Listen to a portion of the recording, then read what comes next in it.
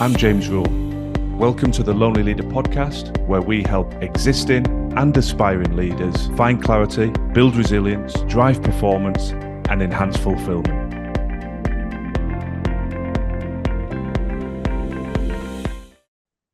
Feedback culture, the secret weapon of high-performance teams. I am so passionate about this subject. I know when I mention the word feedback, some of you instantly will recoil. You're braced for impact. You're expecting confrontation, discomfort, but it doesn't have to be that way.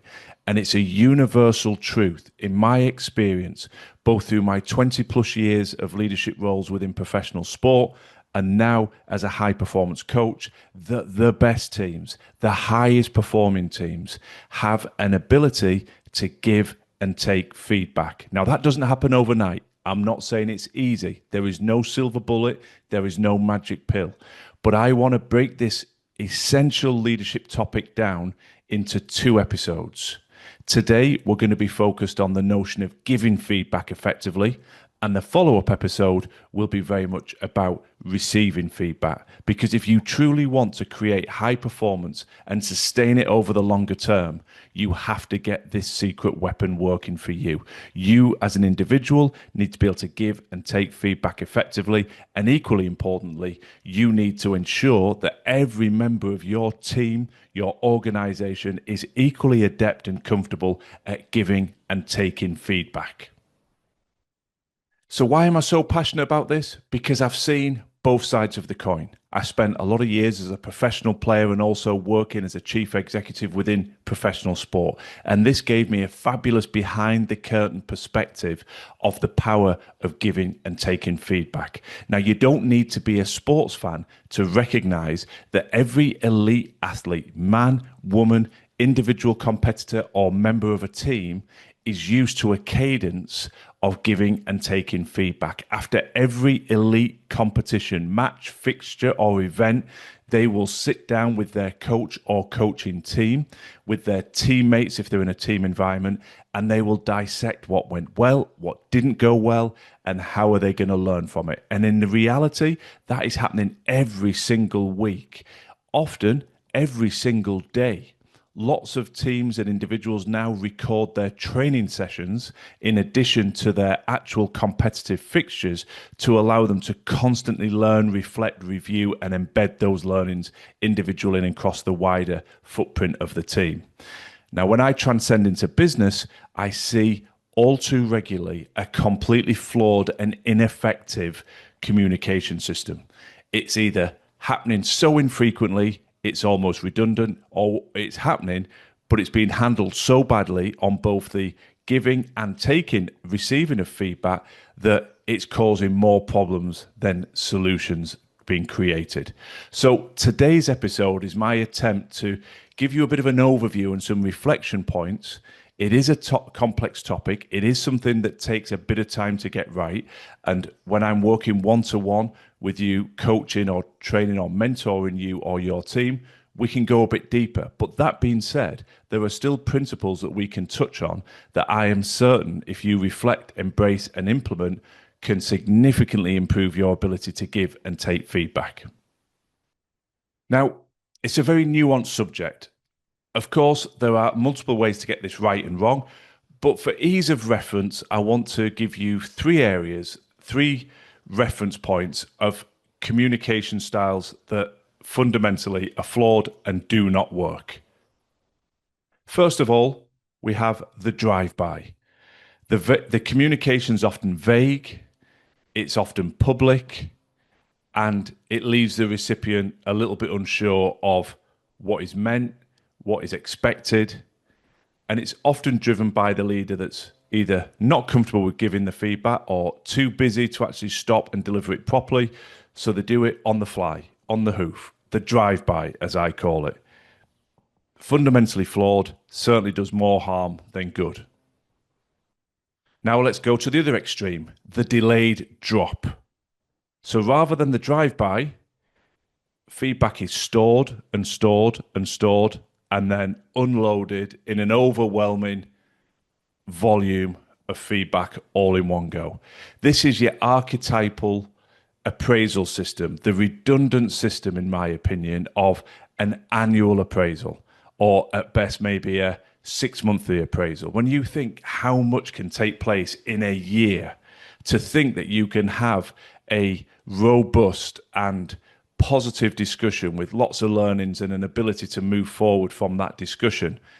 Yes, there are some positives, granted, but imagine the amount of stuff if you store it up for a year. When you say it out loud like that, it makes no sense. And yet I would challenge you listening to say, how often do appraisals take place? Are you still locked in an annual appraisal? Is it a 6 monthly? But even so, I know we can't all be as fluid and agile as elite sport, but if they're doing feedback, giving and taking of essential learnings and reflections every single week, compare that to a year or 6 monthly, there's definitely a step between, isn't there? Doesn't have to be every week necessarily, but it needs to be more frequent. And perhaps the most damaging form of feedback is the personality hit. The leader attacking the person, the behavioral traits, rather than the actual substantive issues. And that's one thing you can never make feedback personal, because any and all of the above that I've talked on, the drive-by, the delayed drop, or the personality hit, they just erode trust, confidence. And as I talk about in all my episodes, as a leader, you've got to make people feel valued. They've got to feel trusted. They've got to feel like they have a voice. You open up whole new levels of performance when you do that well. You create that psychological safety. They'll be giving and taking feedback, giving ideas, improving team performance and individual performance. But when you get it wrong and you go down some of these channels, then you do the polar opposite. You create people without confidence, or apathy starts to spread through the organization. And your highest performers do one thing, and they do it consistently. They head for the exit door.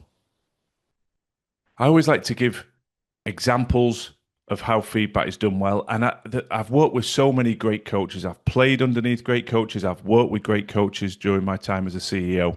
And there's a trait that they all share, that ability to deliver the quiet one-to-one feedback. They will pull a player to one side. They will take them out of a particular session, give them some pointers, give them a reflection, and put them back into play. Now, that is done respectfully, it is done succinctly, and it is done consistently. You might say, well, isn't that just the drive-by? No, because it isn't done in full view of everybody else. It's specifically tailored in terms of messaging to the individual. It's positioned as a way to enhance and help their performance rather than just a critique. But there is undoubtedly a benefit from those small, consistent interactions.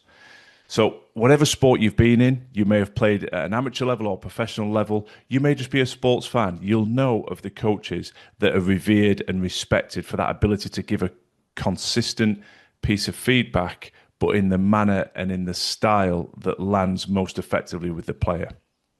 You think of somebody more famous, perhaps on a global stage, like Sheryl Sandberg, who was the COO at Facebook. She coined that phrase, I believe, radical candor, being able to get to the nub of the issue, but delivering it with some empathy. And I think that's a challenge for all of us.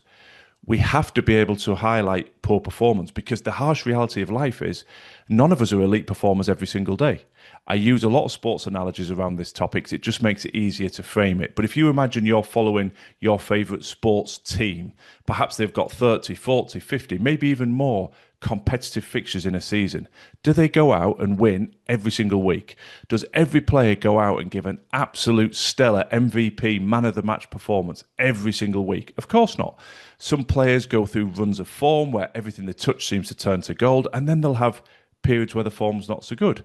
Equally, the team will be the same. And I always use that analogy to bring it back into business and industry. None of us can go from January to December and be an elite performer week after week, month after month, quarter after quarter. It's acceptable that there'll be dips in form. That's why feedback's so important. When our form dips, our performance drops, we want people around us, our leaders and our peers, to be there to support us, to give insights and perspectives and help us get back on track as quickly as possible. So that is an important reference point to remember. This isn't about attacking people. It isn't about humiliating them. It isn't about undermining them. It's about supporting them, particularly when things are not going well, to address that dip in form and get them back on track.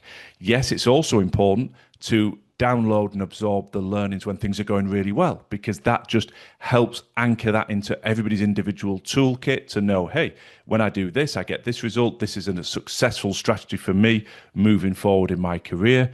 And then on the flip side, hey, this isn't working so well. Let me stop doing that. Let me tweak, course correct, and get back on track. I hope when you start to think about feedback through that lens, it no longer becomes something to be intimidated by, and actually it'd be deluded to stick your head in the sand and say, I hope I don't get any feedback. What you're actually saying is, I hope I don't get any opportunities to learn. I hope I don't get any opportunities to get back on track by leaning on the support and goodwill of my teammates and my colleagues in this team. Why would you isolate yourself like that?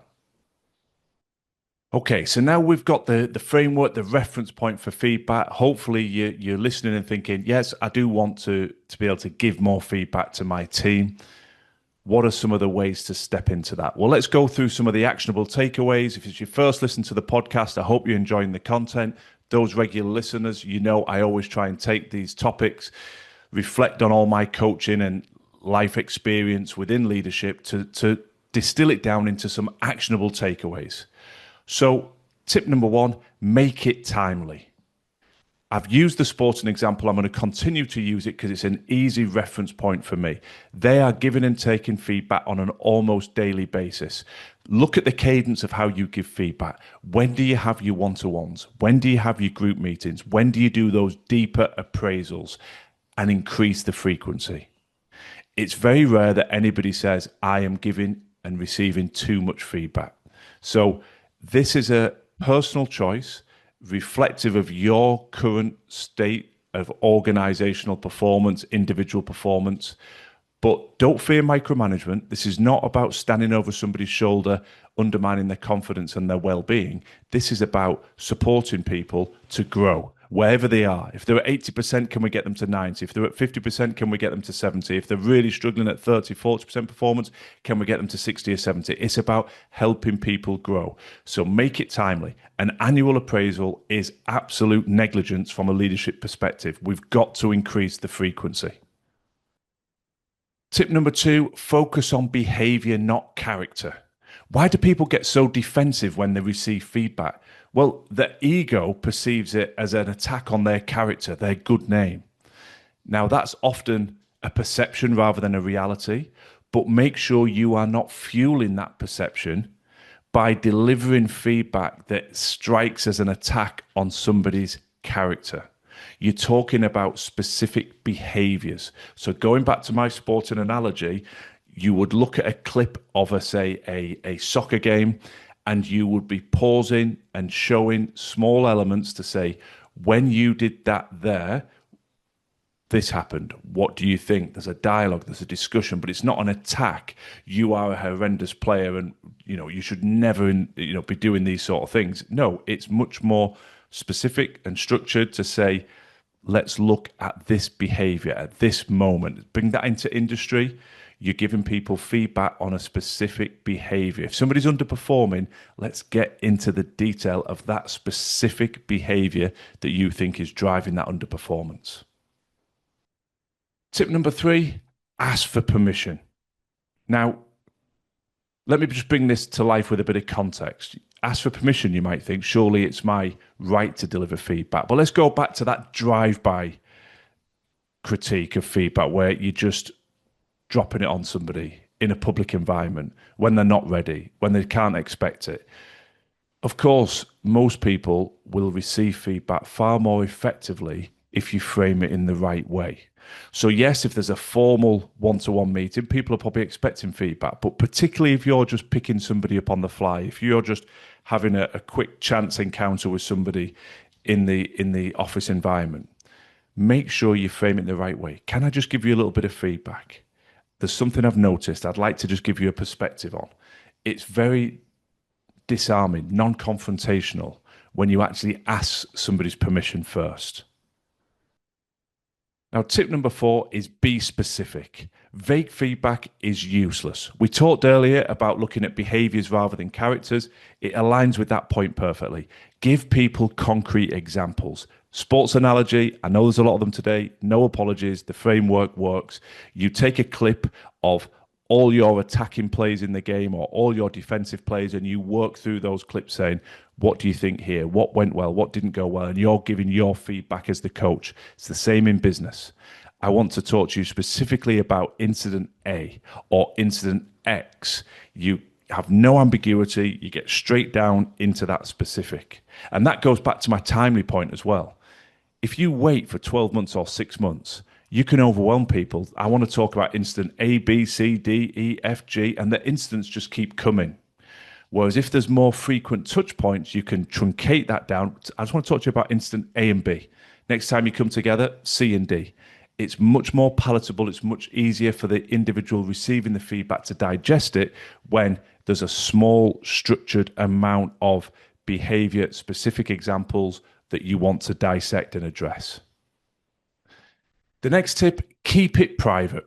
It's that old adage of praise in public, criticize in private. Now, this isn't a one size fits all. I do want you to be in a place where you can conduct those smaller team meetings and larger team meetings and give and take feedback without fear of how it lands, because you reach that cultural utopia that it is the accepted standard in the business that we're going to give and take feedback consistently. However, when you're stepping into this process for the first time, it is imperative that you frame things in the right way. And people's ego gets in the way when they think they're being criticized or ridiculed in front of their peers. Their defensive barriers come up, they're far less engaged. Whereas when you get somebody privately, it's much easier to have a frank, open, and honest discussion without the ego and the fear of what everyone thinks clouding the situation. Tip number 6, frame feedback as a tool for growth. I know I've touched on this point in lots of different ways throughout the episode, but I want to have it there as a conscious point for you to reflect on. Feedback is not something to fear. It's not a stick to be beaten with. It's a tool. It's a key to unlock the door to higher performance. And that's what needs to be reiterated by you continually as a leader, that when we give feedback, you as a leader or teammate to teammate, it has to be from the place that this will help drive performance. That's the framework we all look through. It's not a personal attack. It's not lambasting somebody. It's not an attack on people's character, as we said earlier. It's about specific behaviors or concrete examples that we're going to feedback on so that we all win. We help the recipient of the feedback. We help if we're a teammate, because let's think about it. Go back to the sports analogy. If one player on the team is consistently making mistakes, that undermines the performance of the whole team. If the team rally around that individual and help them learn and stop making that mistake, the individual wins, but so does the team. Business is no different. Whatever sector you're in, if there is somebody struggling to perform at the required standard, then it creates work for others. Other people have to shoulder the extra burden. Other people have to sweep in and correct the errors and the mistakes. So it makes sense to all buy into that feedback loop as a secret weapon to minimize those areas of underperformance, to minimize where people have to backfill and tidy up the mess, and get everybody to a level where we're moving forward far more effectively at a faster pace, because everybody's optimizing their own performance and there's far less reversal, course correction of underperformance. The next tip, ask for their plan and suggestions. If you're positioning specific concrete examples referencing behaviors, not attacking character, you'd have to then draw that person into the process and say, so having digested what we've talked about, looked at these specific behaviors or situation A or B, what do you think we should do? What would be your suggested plan of action? Bring them towards you. Give them a voice. Let people drive that sense of accountability and ownership, because that takes them from feeling a bit under attack, a little bit browbeaten, into right solution mindset. What are the controllables?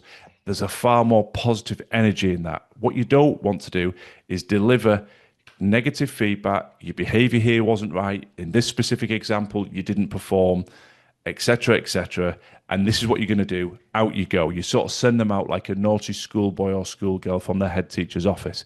Far better to say, this was substandard, this behavior wasn't right. What do you think we should do? And allow them to relay back. And in the vast majority of cases, they'll say exactly what you want to hear. You rubber stamp that, and they go away with a far deeper sense of ownership than just, I was told this wasn't good enough, and my boss told me to go and do X. Now, if they don't have a suggestion, they're too much rocked by the feedback, they're sitting back on their heels, they don't have that confidence to make suggestions, then obviously you can suggest and help guide them through. And wherever your meeting finishes, it takes me into the final tip: check for understanding and follow up. Check for understanding, get them to give a summation of what have we discussed, what areas do we think fell below standard, or what specific discussion points have we had around project A or project X, and then follow up. Because even the strongest, most resilient operators in your team will have wobbles at times. Everybody receives feedback slightly differently. Some people can immediately switch into that growth mindset of, okay, I've had feedback, it's disappointing, I've obviously not hit the standards expected, but I have a roadmap, I've been able to contribute to that roadmap, let me get started, roll my sleeves up, and let's make this right. And that's exactly where you want people. But equally, there will also be people saying, wow, I thought I was doing well, but evidently not. I've not hit a standard. I thought my behavior was good. It's not. Oh, I feel under threat. I feel victimized. I feel that I can no longer do my job. My confidence is going. And this sort of negative narrative and spiral can start to develop. And that's why it's imperative that whoever's giving the feedback has a follow-up. Within a week, let's get back together. Let's have a coffee together. How are your thoughts now? And the other good thing about that quick bit of feedback, but within a few days, is emotions can dissipate. People can reflect on the feedback with slightly less emotive initial reactions. And 9 times out of 10, people have come to a place to say, yep, that feedback was valid. Providing it's been delivered professionally, that feedback was valid, and they'll be in a much better place. But again, you circle back, you check for understanding, you reiterate this is a framework for growth, you reiterate this is not about character, this is about behaviors, this is about learning, and this is a secret weapon for high-performing teams. You keep reminding people, if we feedback regularly, there'll be no elephant in the room, there'll be no issues festering for either one of us that can compromise our relationship, our trust, our connection. There'll be no stone in your shoe that's been sitting there for months, the proverbial stone just draining away your energy and your performance. And we'll be continually learning, reflecting on what's gone well, embed it, reflecting, learning on what's not gone well, remove it. That is how high performance is built. And I sincerely hope that these tips give you a great starting point to reflect on how you give feedback and how your peers are giving feedback within their areas of leadership in your organization. As ever, do please keep me abreast of how these tactics, these tips work for you. I love to hear the implementation stories, and I look forward to talking to you again when we flip to the other side of the table and we talk in depth about receiving feedback. Thanks for listening to the Lonely Leader podcast. I'd be very grateful if you could share and follow if the content resonates. And if you're looking for additional free resource to support your continued growth and development, then please do check out our social media and website details in the show notes. Remember, quality leadership on the outside must always start within.